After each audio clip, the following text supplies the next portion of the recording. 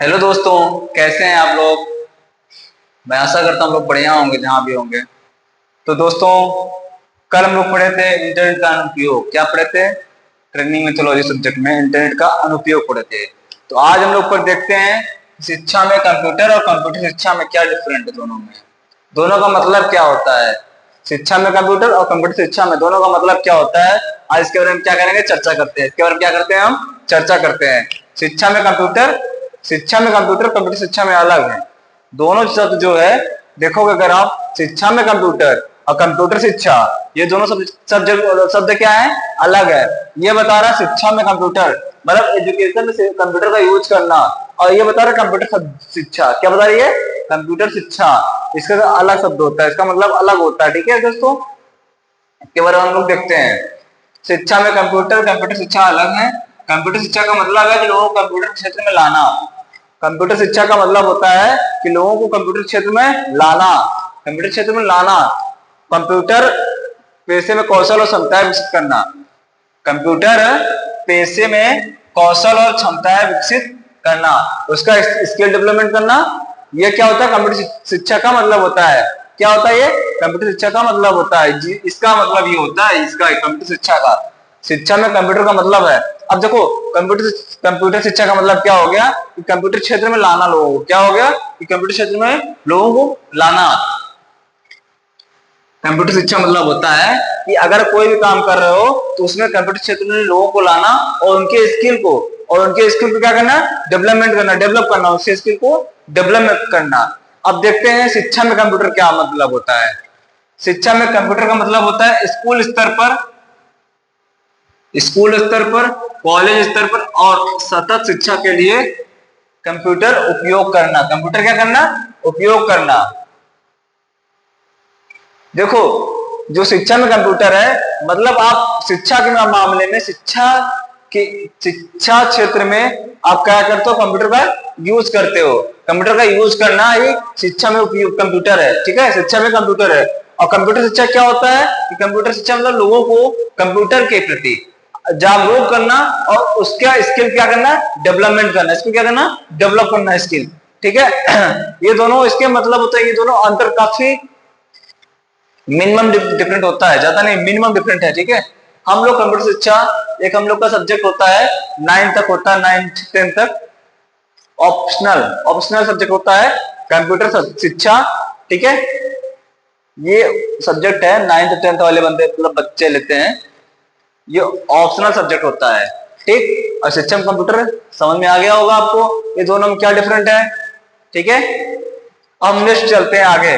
संचार, संचार और आईसीटी क्या कुछ समान शब्द है। देखो, संचार जो कम्युनिकेशन, कंप्यूटर के क्षेत्र में जो संचार हुआ है, जो कम्युनिकेशन हुआ है, उसके क्या है, कुछ समान मतलब कुछ हेडिंग होते हैं, कुछ शब्द होते हैं। उसके बारे में क्या करते हैं, चर्चा करेंगे। उसके बारे में क्या करते हैं, चर्चा करेंगे। ठीक है, पहला क्या है हमारा, इंटरएक्टिव संचार तकनीक। इंटरएक्टिव संचार तकनीक, देखो, इंटर एक्टिव संचार तकनीक, आप इसका मतलब समझ रहे हो आप लोग।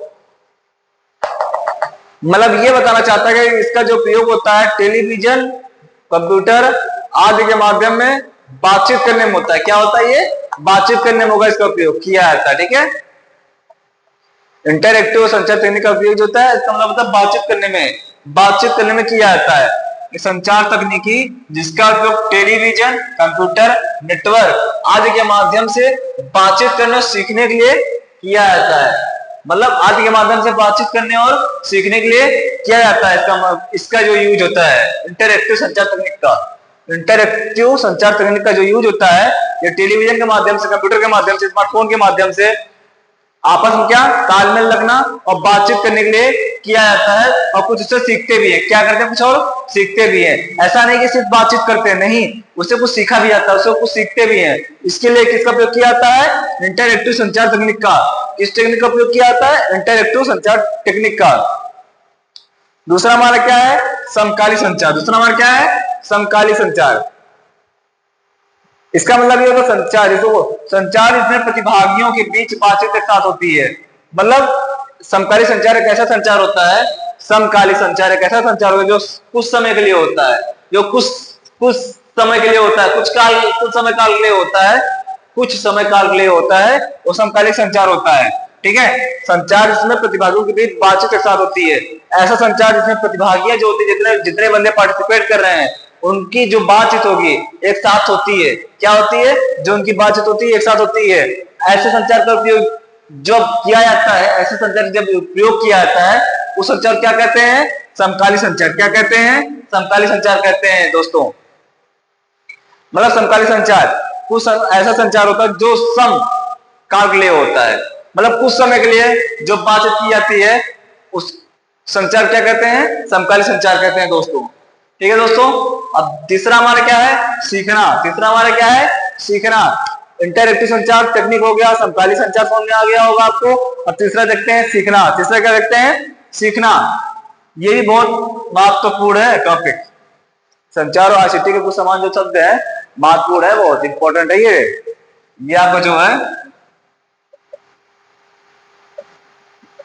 इंपॉर्टेंट है, पेपर में आ सकता है भाई, पेपर में आ सकता है, ध्यान देना। ठीक है, सीखना क्या? तीसरा सीखना एक प्रक्रिया जिसके परिणाम स्वरूप व्यक्ति के व्यवहार में अपेक्षाकृत स्थायी परिवर्तन होता है। एक ऐसी प्रक्रिया जिसके परिणाम स्वरूप व्यक्ति के व्यवहार में अपेक्षाकृत स्थायी परिवर्तन होता है। क्या होता है? स्थायी परिवर्तन होता है, परमानेंटली परिवर्तन होता है। ठीक है, इस सीखने से मनोवृत्ति, व्यवहार, शारीरिक और बौद्धिक विकास होता है। क्या होता है? सीखने से मनोवृत्ति, व्यवहार और शारीरिक और बौद्धिक विकास होता है। मतलब सीखना एक ऐसी प्रक्रिया होती है जिसके परिणाम स्वरूप व्यवहार का, मतलब जैसे कोई अगर स्टूडेंट है, ठीक है, तो अगर कुछ सीखना चाहता है, उसको कुछ उसके बारे में कुछ पता नहीं, कंप्यूटर के बारे में कुछ पता नहीं है, ठीक है, कंप्यूटर के बारे में सीखना चाहता है, कंप्यूटर के लैंग्वेज जो सीखेगा, उसकी जब लैंग्वेज सीखेगा, चलाना सीखेगा, पहले चलाना सीखेगा फिर लैंग्वेज सीखेगा, ठीक है, फिर कैसे यूज किया जाता है ये सीखेगा, उससे क्या होगा? उसके व्यवहार चेंज होंगे, स्थायी परिवर्तन होता है। उसके बाद उसके शारीरिक और मानसिक दोनों क्या होता है? विकास होता है। दोनों क्या होता है दोस्तों? विकास होता है। ठीक है, समय समय पे दोनों का विकास होता है। ठीक, और चौथा हमारा क्या है? प्रशिक्षण। चौथा हमारा क्या है? प्रशिक्षण। प्रशिक्षण एक व्यवस्थित प्रक्रिया है जो किसी व्यक्ति के ज्ञान, कौशल और दृष्टिकोण को विकसित करने में हेल्प करता है। जो हमारा प्रशिक्षण का जो ट्रेनिंग होती है, ये व्यवस्थित प्रक्रिया होती है। एक ऐसी व्यवस्थित प्रक्रिया होती है जो किसी भी व्यक्ति के ज्ञान, कौशल, दृष्टिकोण को विकसित करता है। मतलब अगर आप देखते हो कि जो ट्रेनिंग होती है किसी भी चीज की, जब आप ट्रेनिंग करते होगे तो आपको कुछ सिखाया जाता होगा। क्या किया जाता है? वहां पे कुछ न कुछ आपको सिखाया जाता है। ठीक है, जैसे आप मान लीजिए रेलवे का फॉर्म भरे हो, ठीक है, रेलवे फॉर्म और टेक्नीशियन फॉर्म भर लिए हो, अब उसमें क्वालिफाई हो गए, आप पेपर क्वालिफाई हो गए, उसके बाद आपको ट्रेनिंग करना है। आप पहले क्या कराते हैं 6 महीने ट्रेनिंग कराते हैं, 6 महीने का। 6 महीने ट्रेनिंग के बाद क्या होती है? आपको उस काम में परिपक्व हो जाते हैं। क्या होते हैं? परिपक्व हो जाते हैं आप उस काम में। तो पहले आप ट्रेनिंग कराते हैं तो आपको पूरा सिखाते हैं, ठीक है, कि कैसे मशीन यहाँ चलती है, कैसे नट बोल्ट टाइट होता है, ठीक है, जो भी वगैरह वहां पर सब क्या किया जाता है? आपको सिखाया जाता है। उसके बाद आप सीख जाते हो, जब आप परिपक्व हो जाते हो, उसके बाद आपको क्या की जाती है? पोस्ट दी जाती है। उसके बाद पोस्ट क्या की जाती है? आपको दी जाती है। ऐसे कंपनियों में होती है, ऐसे कंपनियों में होता है। अगर आप फ्रेशर हो तो आप ज्वाइनिंग करते हो वहां पे, या फिर आपको प्लेसमेंट होता है, तो फिर आपको वहां पे 6 महीने या फिर साल भर बकायदा क्या होती है? आपकी ट्रेनिंग होती है। 6 महीने साल भर बकायदा क्या होती है? ट्रेनिंग होती है। ठीक है, अगर बढ़िया से ट्रेनिंग होगी, सारे मतलब कि वहां जितने भी मशीन चल रहे हैं उसके बारे में जानना होगा, तो आपको कम से कम अगर बंदा अंदर से आंतरिक रूप से जानना चाहता है, अगर आंतरिक रूप से जानना चाहता है तो कम समय लेता है, और थोड़ा बहुत अगर सब बंदे का जो सभी का माइंड एक जैसा नहीं होता है, सभी का माइंड एक जैसा नहीं होता है, इसीलिए कम से कम 6 महीने एक लिमिट टाइम होता है, 6 महीने साल भर लिमिट टाइम होता है। उसी टाइम में क्या किया जाता है? ट्रेंड किया जाता है। क्या किया जाता है? ट्रेंड किया जाता है दोस्तों। तो प्रशिक्षण मतलब वही होता है कि जो ज्ञान और कौशल, जो स्किल और कौशल को दृष्टिकोण को विकसित करने में क्या करता है, हेल्प करता है। क्या करता है दोस्तों, हेल्प करता है। अब पांचवा हमारा आ गया शिक्षा। पांचवा हमारा क्या आ गया, शिक्षा।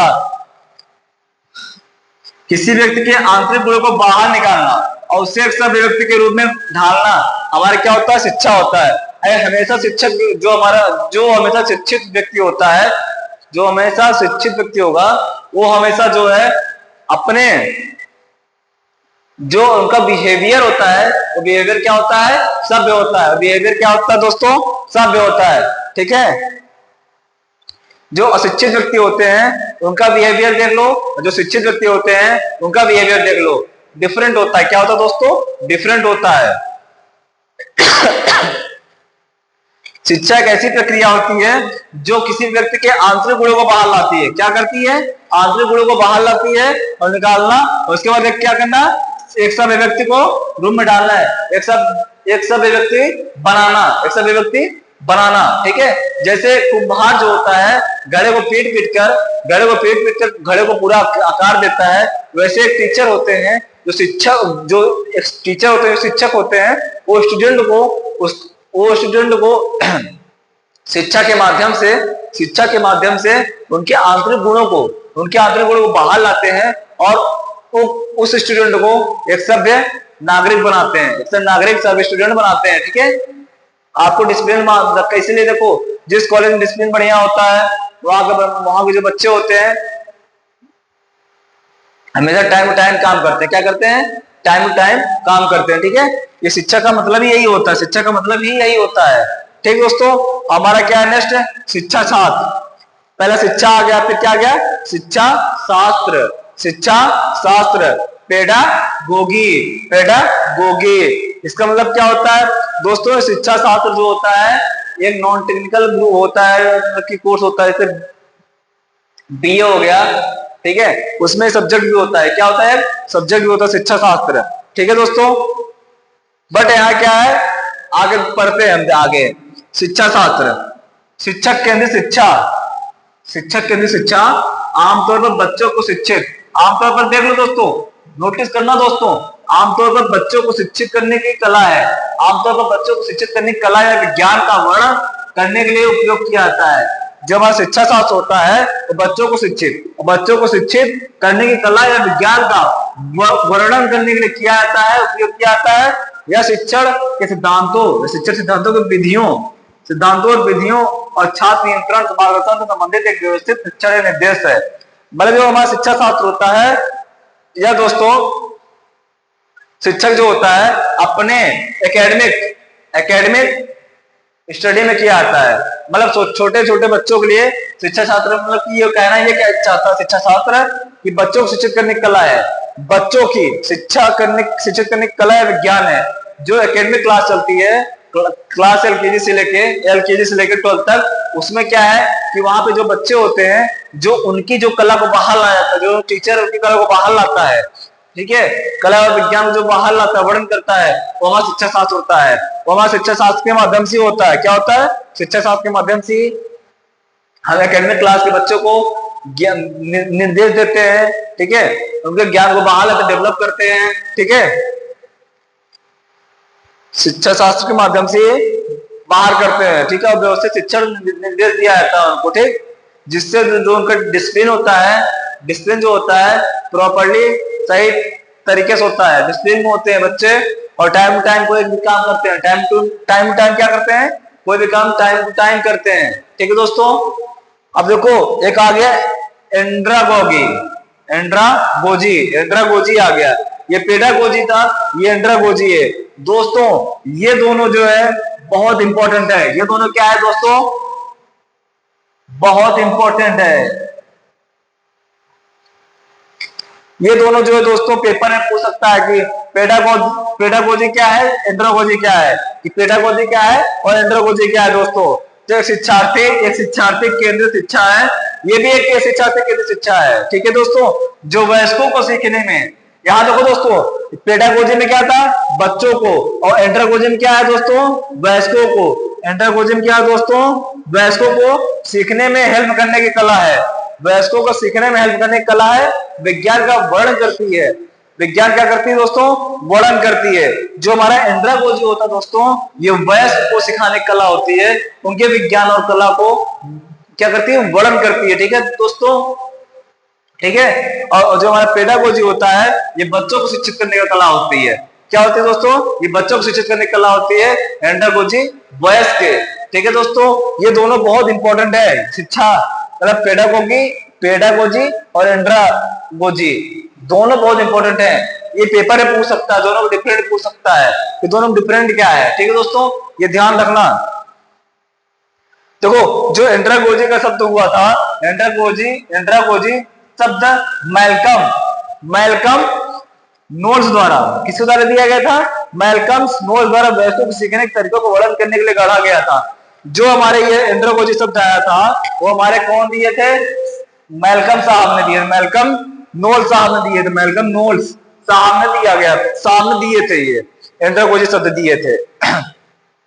जिसके माध्यम से हम वयस्कों की शिक्षा को क्या करते हैं? डेवलप करते हैं। इसको क्या करते हैं? डेवलप करते हैं। ये एंड्रागोजी और पेडागोजी भाई दोस्तों ध्यान से पढ़ना, ये दोनों पेपर में आने की संभावना है। ठीक है दोस्तों, आता भी है, ये दोनों पेपर में आता भी है। ठीक है दोस्तों, तो मेरा ये टॉपिक कंप्लीट हो गया। ठीक है दोस्तों, थैंक यू, जय हिंद।